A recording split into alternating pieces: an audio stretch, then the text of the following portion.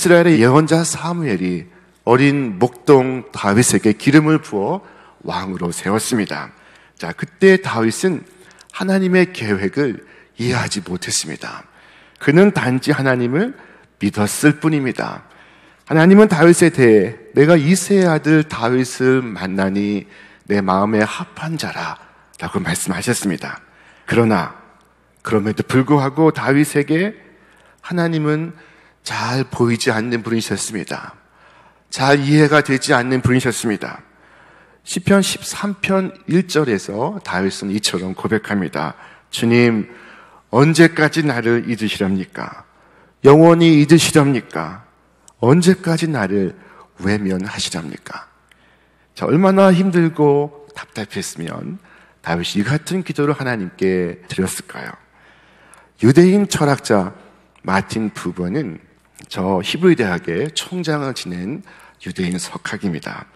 그는 20세기를 가리켜 신의 일식 시대다라고 표현했습니다. 자, 일식이란 지구와 태양 사이에 달이 끼어들어서 태양빛이 보이지 않는 현상을 말합니다. 우리는 이것을 잘 알기 때문에 비록 일식 현상이 일어나도 태양이 사라졌다고 말하지는 않습니다. 그처럼 우리가 이 땅에서 살다 보면 하나님이 계시지 않는 것처럼 느껴질 때가 있습니다. 그러나 그와 같은 상황 속에서도 다윗은 하나님께 대한 믿음의 끈을 놓지 않고 있었습니다. 여호와여, 어느 때까지니까? 라고 시작한 시편 13편은 이렇게 끝을 맺고 있습니다. 나는 오직 주의 사랑을 의지하였사오니 나의 마음은 주의 구원을 기뻐하리이다. 내가 여호와를 찬송하리니 이는 주께서 내게 은덕을 베푸심이로다. 다윗은 하나님의 사랑과 하나님의 구원을 확신하며 찬송을 부르고 있습니다. 자, 하나님이 보이지 않고 하나님이 이해가 되지 않는 상황 속에서 다윗은 하나님을 향한 믿음을 지키고 있습니다. 하나님을 향한 믿음의 끈을 놓지 않고 있는 것입니다. 자, 그리고 무엇보다 중요한 것이 하나 있는데 다윗은 이 믿음으로 현실의 모든 고난과 역경을 이겨내었다는 것입니다. 자, 여러분, 믿음은 이해되지 않아도 믿는 것입니다. 이해되지 않을 수도 있지만 하나님을 믿는 것입니다. 자, 그리고 바로 다음 시편 14편 1절에서 다윗은 이처럼 말합니다. 어리석은 사람은 마음속으로 하나님이 없다 하는구나. 우리는 매주 시편의 말씀을 묵상하고 있습니다. 오늘 우리에게 임하신 하나님 말씀은 바로 이 시편 14편의 말씀입니다. 자, 시편 14편은 어리석은 사람이 마음속으로 하나님이 없다 하는구나 하는 말씀으로 시작되고 있습니다. 자, 그러나 일반적으로 무신론자들은 대단히 똑똑한 사람들입니다. 제가 전도하다가 만난 사람들 중에 나는 무신론자요 라고 밝히는 사람들을 보면 예외 없이 다 똑똑한 사람들입니다. 한 사람도 멍청한 사람이 없습니다. 자, 여기 그 중에 한 사나이가 있습니다.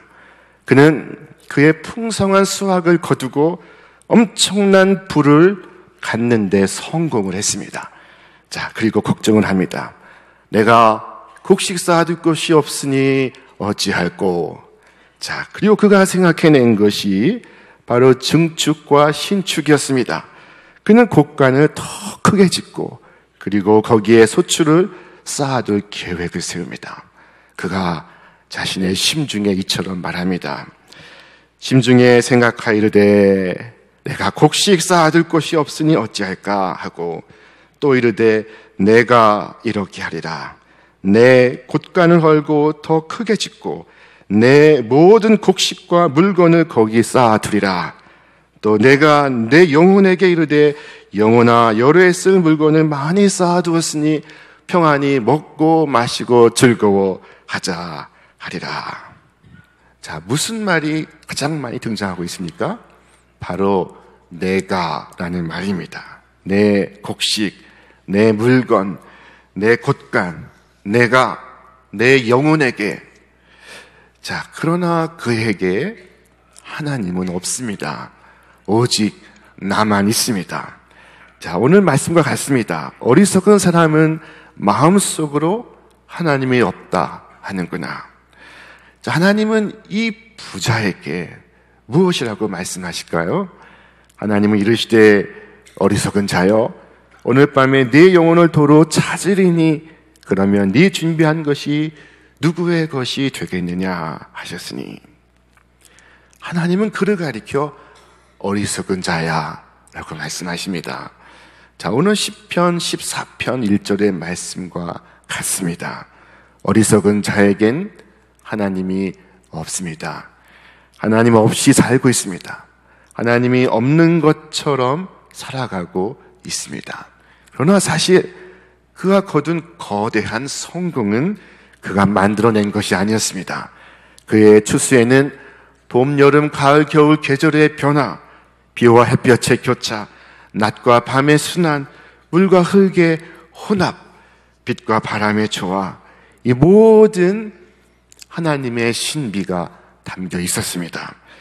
작은 씨앗 하나를 심어서 수백 개의 열매를 거두게 하는 그 힘은 그에게서 온 것이 아니라 하나님에게서 온 것이었습니다. 하나님이 그 모든 것을 주관하시고 섭리하시고 베푸셨습니다.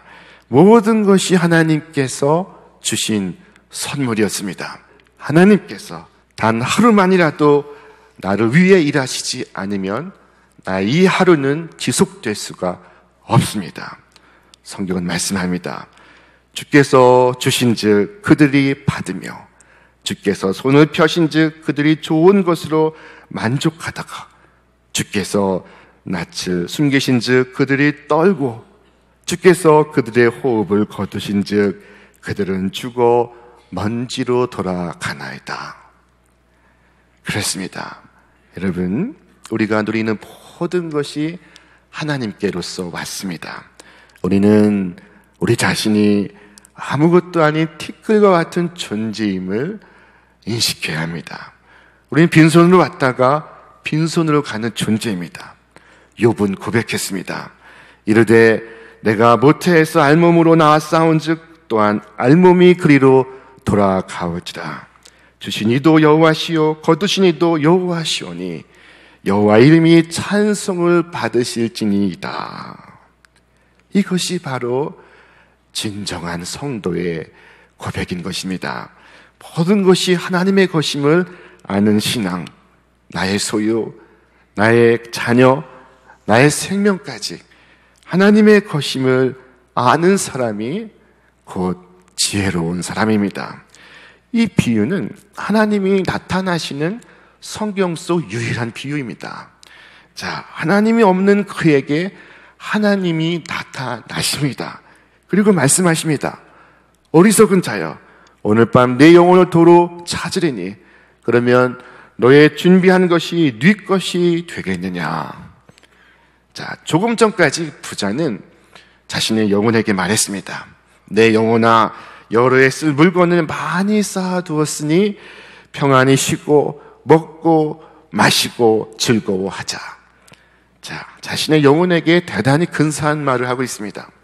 자, 하지만 이것은 장담할 수가 없는 이야기입니다.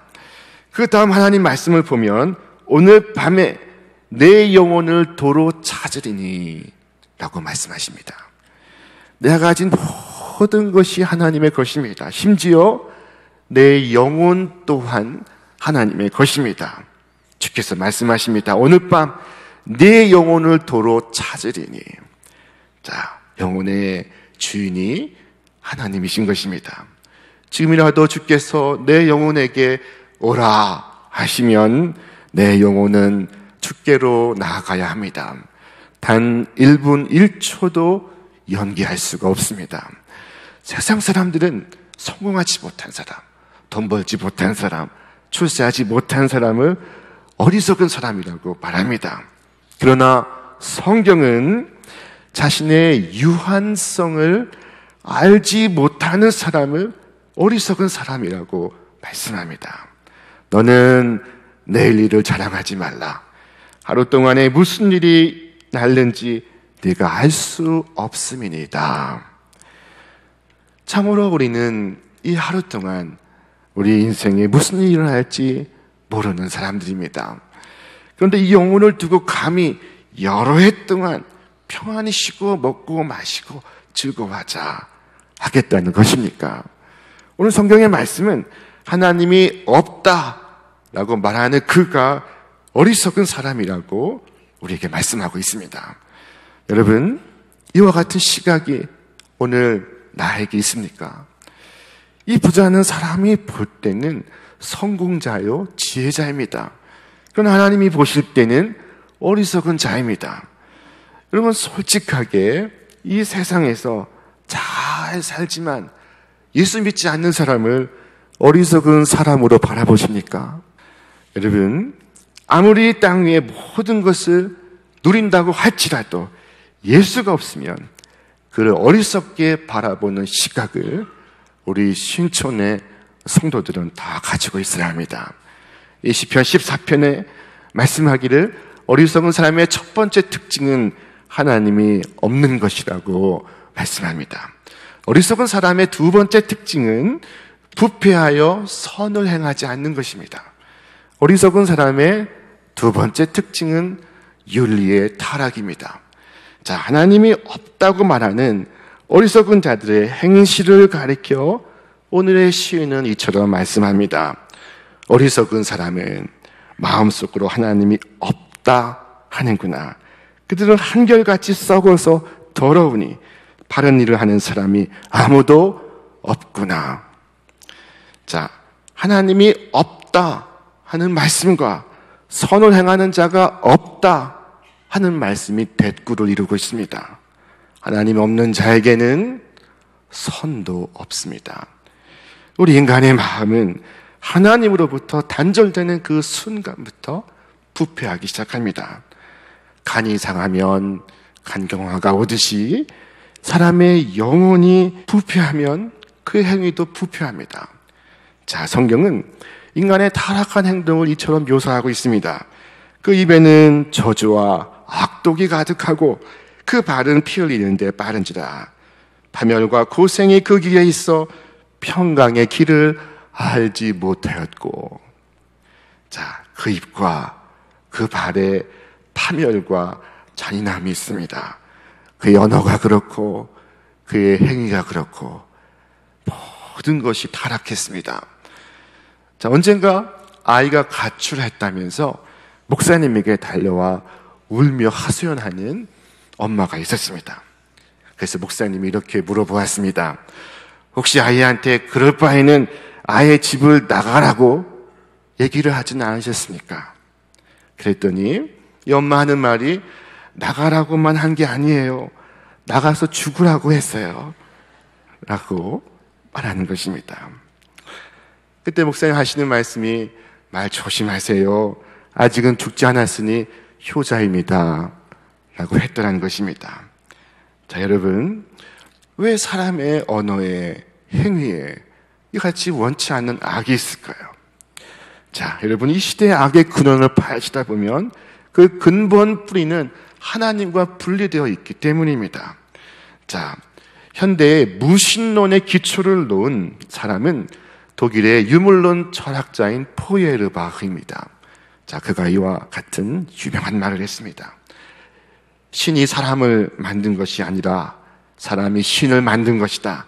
사람들의 마음속에 신이 존재했으면 좋겠다 하는 이 생각 때문에 사람들이 하나님을 만든 것이지 하나님이 본래 존재하는 것은 아니다. 자, 여러분, 마음속에 신이 있었으면 좋겠다 하는 생각에 신을 만든 것이라고 합니다. 그럴듯합니까? 이 말이 많은 지성인들을 매료시켰습니다. 자, 이 말을 듣고 한 신학자가 이와 같이 말했습니다. 사실은 유신론보다도 무신론이 훨씬 더 사람의 바램을 반영한 것입니다. 신이 없으면 좋겠다는 생각 때문에 바로 이 무신론이 생겨난 것입니다. 하나님이 있다는 생각이 죄인들에게는 무척이나 거추장스러운 것입니다. 악인들을 생각해 보십시오. 그들에게 신이 존재하고 신이 그들의 행동을 심판한다면 얼마나 무서운 일이겠습니까? 악인들, 죄인들은 오히려 그 마음속에 신이 없으면 좋겠다 하는 생각을 더 많이 하고 있습니다. 실상 무신론은 바로 그들의 마음속에 있는 죄악, 도덕적인 죄악의 결과로 생겨난 것입니다. 자, 오늘 시편의 시인의 말씀이 바로 그것입니다. 왜 사람들이 하나님을 없다고 말하는가? 그것은 그들의 마음속에 죄가 있기 때문입니다. 아담과 하와가 하나님께 죄를 범했습니다. 그리고 그 다음 그들의 행동은 하나님으로부터 피하여 숨는 것이었습니다. 아담과 그의 아내가 여호와 하나님의 낯을 피하여 동산 나무 사이에 숨은지라. 아담과 하와는 나무 사이로 숨었지만 오늘 현대인들은 범죄한 후에 어디로 가서 숨는지 아십니까? 바로 신은 없다 하는 생각 속에 숨습니다. 자, 그러나 하나님은 당신의 사람을 찾아오십니다. 아담아, 네가 어디 있느냐? 그때 아담의 답을 들어보겠습니다. 이르되 내가 동산에서 하나님의 소리를 듣고 내가 벗었으므로 두려워하여 숨었나이다. 여러분, 수의사가 정글을 방문해서 아픈 야생 동물들을 치료한다고 가정해 봅시다. 여러분, 자발적으로 아픈 곳을 고쳐달라고 나오는 짐승은 한 마리도 없습니다. 죽으면 죽었지 절대로 나오지 않습니다. 오히려 수의사를 보고 도망을 칩니다. 그래서 수의사가 취할 수 있는 방법은 그물을 던지거나 마취총을 쏘아서 잡은 후에 치료해 주는 것입니다. 자, 우리 인간들도 타락한 후에 하나님을 싫어하게 되어서 아무리 힘들고 불행해도 자발적으로 하나님 앞에 나아가지 않습니다. 죽으면 죽었지 하나님 앞에 나오지 않습니다. 이와 같은 어리석음은 몇 사람에게만 해당되는 것이 아니라 인류 전체에게 해당이 되는 것입니다. 오늘 성경은 우리에게 말씀합니다. 주님께서 하늘에서 사람을 굽어보시면서 지혜로운 사람이 있는지, 하나님을 찾는 사람이 있는지를 살펴보신다. 너희 모두는 다른 길로 빗나가서 하나같이 썩었으니 착한 일을 하는 사람이 하나도 없구나. 하나님께서 땅을 굽어 살피십니다. 어디 지혜자가 있는지, 어디에 하나님을 찾는 자가 있는지. 그러나 그런 사람이 하나도 없다고 말씀하십니다.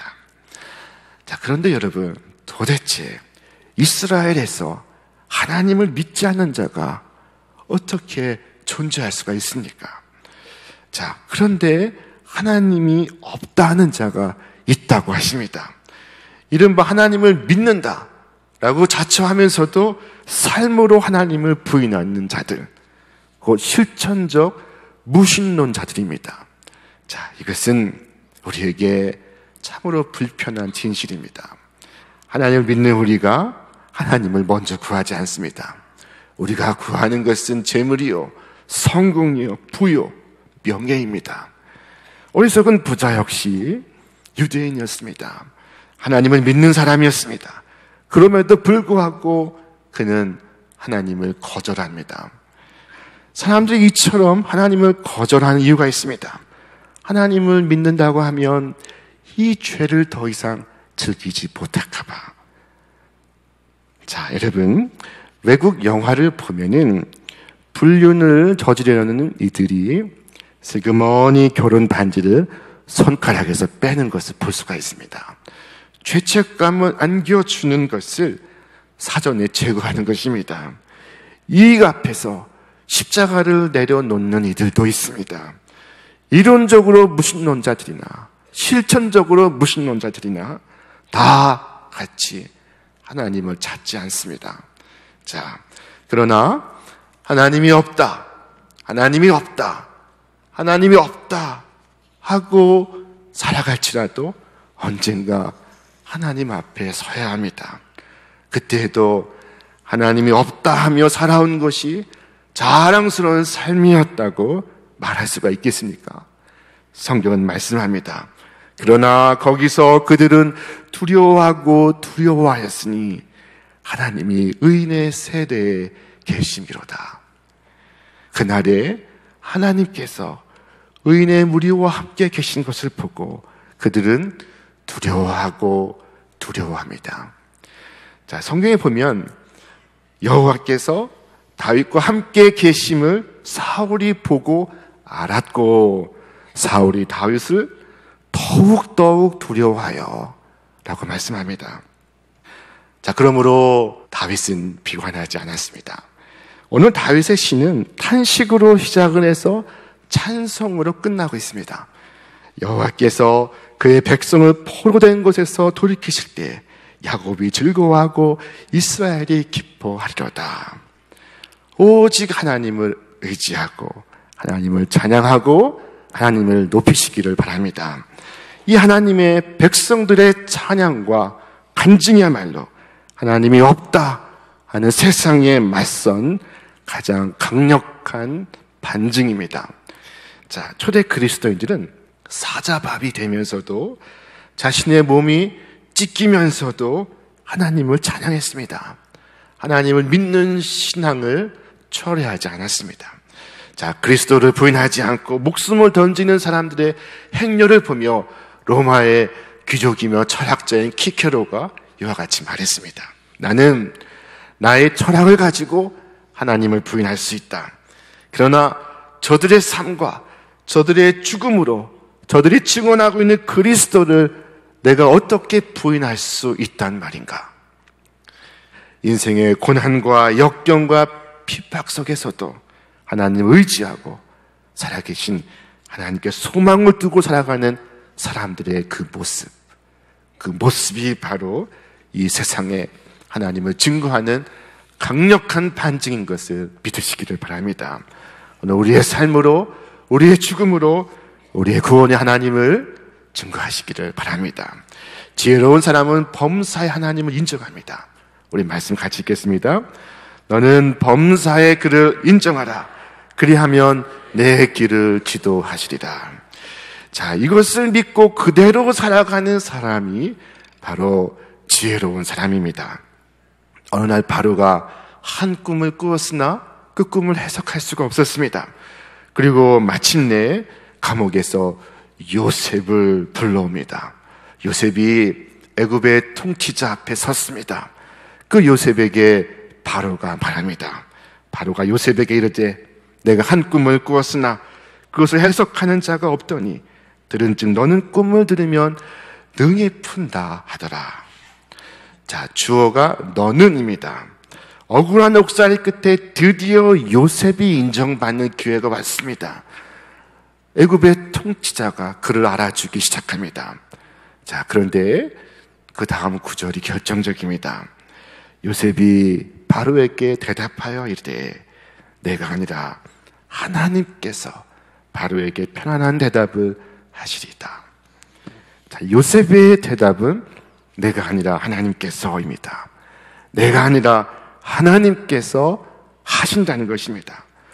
오늘 이처럼 나의 고백을 통해서 나의 삶을 통해서 살아계신 하나님을 증거하시기를 바랍니다.